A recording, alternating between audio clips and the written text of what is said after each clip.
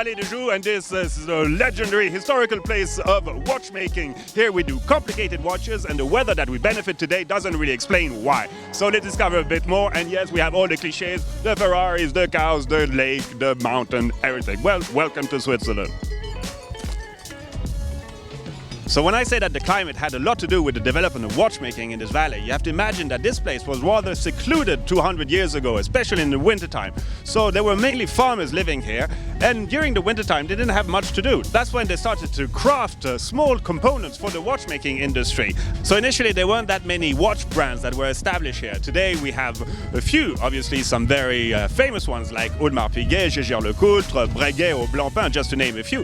But you also have some other peculiar watchmakers such as Philippe Dufour, a legend here in the world of watchmaking, somebody that does all his timepieces exactly how it was done 200 years ago. So let's go and meet the famous man, the legend.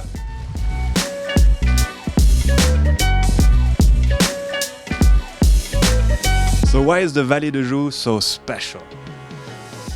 Oh, il y a plusieurs raisons. D'abord, sa position géographique, son altitude à 1000 mètres. Le fait qu'elle soit un petit peu fermée, on est un petit peu à l'écart, je dirais. Et puis un point important, c'est les espaces qu'on a. Vous sortez de la maison, vous êtes en pleine nature. Donc, le climat est bien sûr rude, mais on sent les saisons, ça c'est important. This climate is at the origin in a certain way of the complicated watchmaking skills that have been developed here.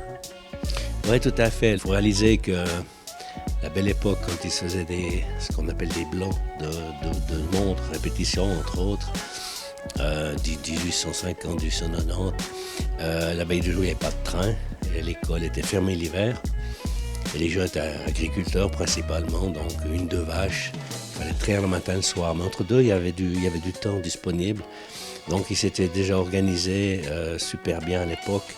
Pratiquement dans chaque ferme, il y avait sous le toit, on voit encore les vestiges à l'heure actuelle, des ateliers d'horlogerie où chacun faisait une partie, certains faisaient des ponts, des platines, d'autres des rouages ou des mécanismes. Et puis il y avait ce qu'on appelait des comptoirs d'horlogerie qui réceptionnaient ce travail et qui assemblaient le blanc. Et ensuite, ça partait sur pratiquement tous les marchés. So if you come and visit the Vallée de Joux, and I clearly invite you to do so, there are a few watchmaking things to be seen.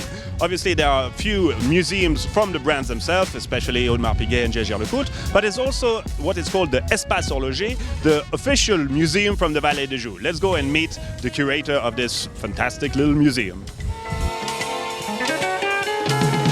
Alors vous êtes à l'espace horloger de la Vallée de Joux, le musée d'horlogerie de la Vallée de Joux, vallée des grandes complications horlogères, musée qu'on a réouvert en 2012, accessible en large public, que ce soit les collectionneurs, que ce soit monsieur et madame tout le monde, les enfants, et surtout être une plateforme de connaissance de l'horlogerie et de ses métiers.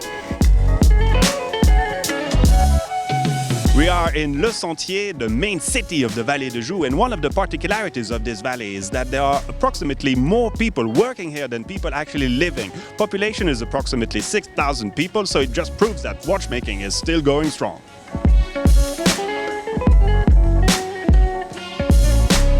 So this is it for our introduction to the beautiful Vallée de Joux, and one final treat, because when you're going down back to Geneva over the Col du Marcheru, this is what you get, one of the most outstanding and most beautiful view over the Alps overlooking the Geneva Lake, obviously. Enjoy!